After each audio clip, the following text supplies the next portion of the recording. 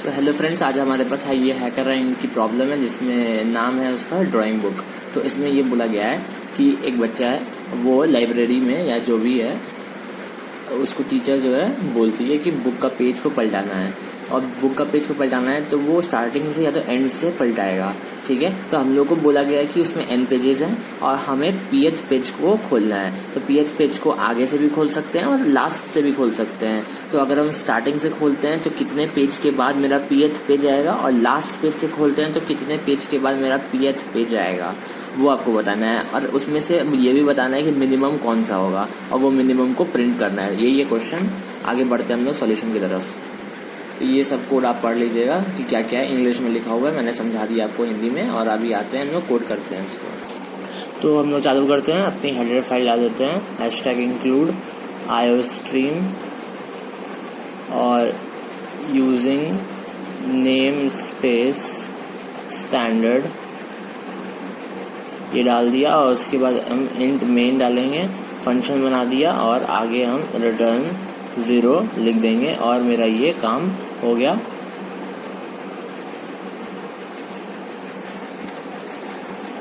तो अब हम चालू करते हैं अपना कोड लिखना। इसमें हम लोगों को बताना है, हम लोगों को इनपुट लेना होगा इंट, क्या एन लेना है, और क्या लेना है, इंट एन और पी, ये दो वैल्यू को हम लोग को लेना है। तो ठीक है, हम लोग उसको इनपुट करा देते हैं, सी इनपुट। इनपुट में क्या लिखेंगे, एन, और फिर उसके बाद पी लिखा, और उसके बाद ये बंद कर दिया। अब हमारे पास क्या है कि हम लोग एक ए लेंगे।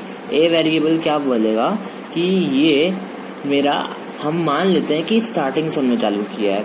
अगर हम स्टार्टिंग से जाएंगे तो अगर हम लोग को पीएच पेज चाहिए होगा तो उसके लिए हम लोग क्या करते हैं, p/2 कर देते हैं। अब वो p/2 इसलिए करते हैं क्योंकि अगर p/2 करेंगे तो हमारा, मान लीजिए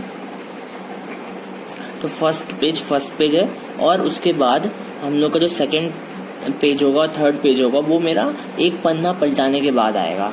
जो पी है वो मेरा कितने पन्ना कौन से पेज है वो है, पेज नंबर है।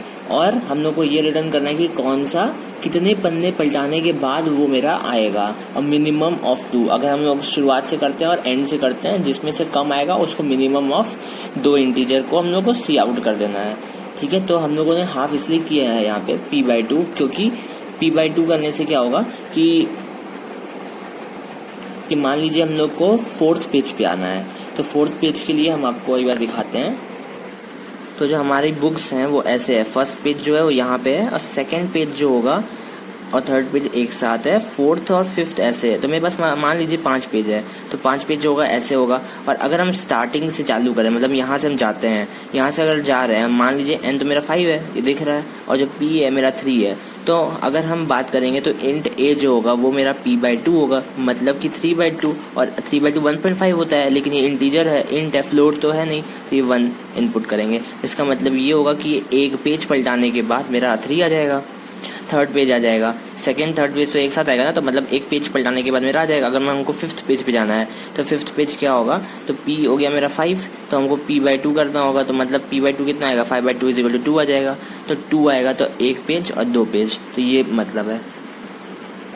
अब हम लोग क्या करेंगे, हम लोग लास्ट से आएंगे, तो उसके लिए लास्ट से आने के लिए भी हम लोग एक इंटीजर बना लेंगे, वो होगा b, और हम बोलेंगे कि जो b होगा वो मेरा क्या होगा, बड़ा होगा, और इसमें b जो इंटीजर होगा वो मेरा क्या होगा कि अगर हम p मानेंगे n से कम, और अगर मेरा p जो है वो क्या है, किस पेज पे हम लोग को आना है, तो p मेरा अगर n से कम होगा और p मेरा 1 से बड़ा होगा, तब हम क्या करेंगे, हम लोग ये करने वाले हैं कि जो b होगा वो n/n / 2 और माइनस ऑफ p / 2 होगा, ये करना है। और ये कर गया यहाँ तक, और उसके बाद हम लोग को क्या करना है, यहाँ पे इंट आएगा, तो ये हो गया।